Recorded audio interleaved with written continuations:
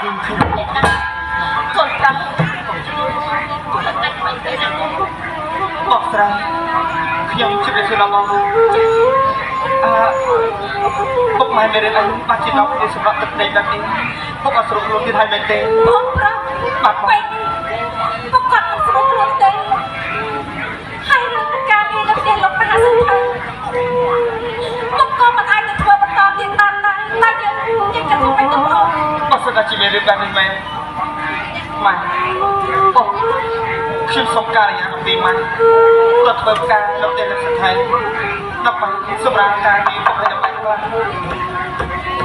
លោកបាក់ដល់កូនហើយមែនទេកូនប្រុសពីមួយថ្ងៃទៅមួយថ្ងៃកូនពិបាកដោយសារទឹកពុកនឹងម៉ែព្រោះការងារទាំងអស់នេះសំទឹកពុកនឹងម៉ែនេះធ្វើមិនសោះពុកខ្ញុំធំហើយណាម៉ែរៀនក៏ខ្ញុំរៀនបានចុះពេលវេលានេះគឺពេលវេលាខ្ញុំត្រូវសម្រាប់ការងាររបស់ពុកហើយណាម៉ែសម្រាប់ទៅមើលពុកដែរពុកពេលនេះខ្ញុំគិតថា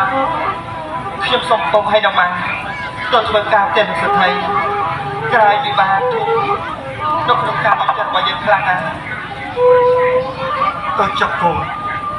ដើម្បីសម្រាប់ការងាររបស់ពុកម៉ែណាកូនបាទបងគឺខ្ញុំត្រូវតែកោឲ្យណាបងបងទៅផ្ទះមើលថែម៉ែមើលថែពុកផងណាបងបងបងតាំងថែរក្សាខ្លួនផងបងបារម្ភខ្លាំងណាស់ព្រោះអីបងមិនដែលធ្លាប់ទៅផ្ទះលោកមហាសេដ្ឋីទេ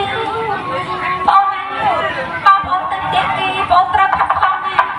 ទោះបីជាគេស្ដីយ៉ាងណាក៏ដោយយើងត្រូវតែអត់ធ្មត់ព្រោះអីយើងក្រណាបងបាទមានសំដីរបស់បងតែប៉ុណ្ណាខ្ញុំមិនចង់ចាំទុកនៅក្នុងក្រៅនេះរបស់ខ្ញុំជានិច្ចបង